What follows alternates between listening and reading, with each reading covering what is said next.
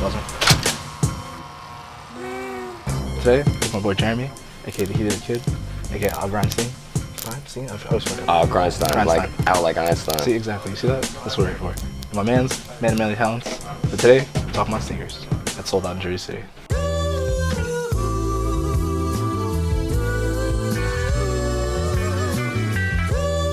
First memory of sneakers growing up. First memory? There was a pair of like the high top Huarache with the sleeve, but first shoe that I really wanted, my godmother got me a pair. It was her son that had them, my cousin RJ, and I was like, damn, I really want those. He was like 8 years older than me, so I was trying to rock his joints. And yeah, man, came up one birthday. That was Addiction started? Yeah, I think that was that. All his shoes were the ones I wanted. He was big into Adidas and all that stuff back then. The sleeper like runner joints, like this was a whole like the Air Stabs, also one of my top favorites. But yeah, man, just always loved shoes, man. Like my mom's always kept me clean coming up, and like, you know, regardless of what brand, before the name brand stuff, so but always like clean kicks. So regardless, so I was just like a fan of just fresh kicks, and then my cousin got me introduced to more like the brand type stuff. This seems like something you might make. These right here, man. Yeah.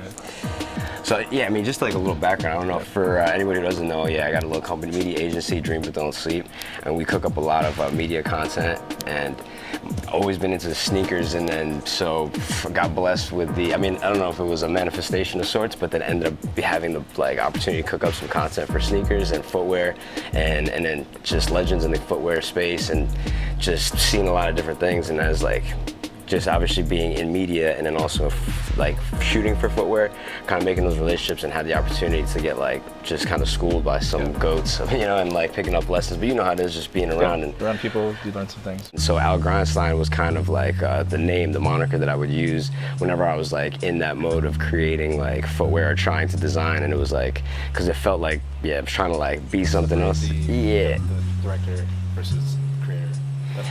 It's yeah, just like a identity crisis type thing. So it's like, all right, who's this? A lot of people didn't know it was really me, and it's like, who's this guy you're working with? This Al Grindstein. And I'm like, and I just kind of just leave it at that. But yeah, man, just like started chopping stuff up. I learned like kind of how to like take shoes apart, and then from there kind of figuring out how to put shoes together. And but yeah, but I don't know, man. There's so many things I can say about it. It's kind of like overwhelming, even like kind of.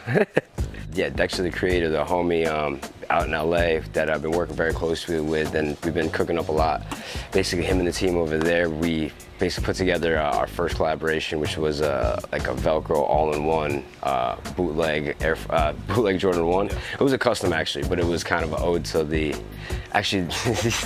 all the other bootlegs out in the game. They're Jordan 1 silhouettes. All our favorite Jordan silhouettes that got swapped out, and then. Yeah, man, and from there we did another drop with Network actually. The first drop with Network, which was the 420 Dank Highs, which was just, yeah, it was just like, yeah, we need some 420 customs, and I wanted it just for the toe, just to kind of have something to celebrate and commemorate the most legal 420 we've had to date nationwide. So Dexter being a homie, a big fan of the flower, we you know, just kind of brainstormed over kind of what would be dope, and like just different strands and like purple skunk type vibes, and yeah, man. And then luckily Network was down to like drop it. And it sold out, right? Yeah, we did sell out. That was a good feeling.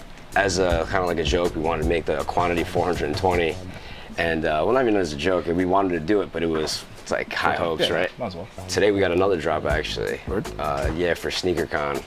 Dexter's gonna be dropping Air Force Ones. So have you seen those? No, I didn't see that. It's a one-piece Air Force One that there's two versions. A white one that has all white glow in the dark, and then has 3M like lines. It's a one piece though, kind of like the clot joint, the ones they did, right? Yeah.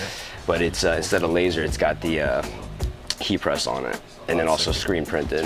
I'm trying to see where the trainer ones. I usually go right to the front over here. It's sold out. I'm always like, yo, very specific. This is kind of, do you guys have this? Or I always bug them and call them up. Shout out to them for finding those MF Dooms, Dunk, and aiming my size. They're awesome over here, dude. Yeah, a good thing I had some credit on deck, and that sold out credit, bro. It's you know, it's good as Bitcoin, or better actually these days. Nice. But yeah, man, these joints. How do you feel about these guys? These Jordan 1? Yeah. I haven't seen them in person, to be Dude, honest. I don't know. Like, I feel like they're just running down Chicago silhouette. Yeah, it's getting really crazy. At least if you miss on one, you get another one. Just kind of gets the point of it. So it's like, all right, I didn't get the originals, but now I got these, so it kind of works. Yeah, I think it's also it adds a little bit more energy to the grails, right? Because then it's like, damn. And plus, you know, everybody's down for like the 85s, and you know what I mean? Yeah, we were doing a live stream for Showtown. We did a little live stream show. We did No Snoozing Sessions, which you were came through and blessed us set. Basically, a live stream music video vibe is what we were going for, and then it was turned to be more of like a TRL slash you know, MTV VMA vibe. You guys inspire me to do cool shit all the time, so. Bro, it's a mutual ecosystem, bro. We all here cooking, and it's good to have, you know. I'm gonna be cooking up some more, like. Shout out to like Dexter and the homies and like the homie Jesus out in LA. They basically put me on this past year to show me how to create my own shoe. So I made my own bootleg version of the Jordan 1 and basically swapped the swoosh with a lightning bolt, and which was the Dream But Don't Sleep bolt, and it was just something for the personal. And then, you know, homies like yourself was like, yo. So I was really hyped to do that, man. We were gonna do it like kind of custom bespoke vibes, full 3M, and then yeah, man, it just kind of felt like the market got saturated for it. So Dexter suggested, why don't we just kind of do like a tribute to everything out there and just make it an interchangeable Velcro patch vibe. And yeah, for the most part, like that right there was like, all right, cool. I got to put that out with the logo, and then now what's the next step of like trying to do more with the footwear space? And then my boy was like, instead of doing customs, why don't you just try to make your own shoe? And that shit just sounded like just unheard of. I just want the dream. Like, yo, let me get my own shoe, dude. So we did original silhouette, the ALG, the Al Grindstein, BTS V1, the behind the scenes shoe. Then we released it in Dutch Master Brown. Classic. Yeah, man, appreciate that. Funny story now in retrospect, in hindsight, but I got a little bit of, you know, a couple parties or two in college, and may have not paid a ticket or two, and then came back. You know what I mean? Came back from homecoming, and they didn't forget, bro. So yeah, man, they heard I was in town, and that's it. I guess I was in Delaware. I don't know if you've ever been to Delaware, but I'm easy to spot. I had to go and pay this fine, but I had left my credit card at the bar. And so I had, the only thing I had was an Amex. If I didn't pay this, apparently there was a warrant out for my arrest for the court date I missed. So long story short, we had to go take a quick little trip to, you know, the beloved corrections, and everybody was really welcoming me because I had a pair of Trainer 1s on, yellow, neoprene yellow Trainer 1s. And as soon as I came in, people were banging on their like little like windows. Harold, Harold. This is right when Harold and Kumar came out. Dude.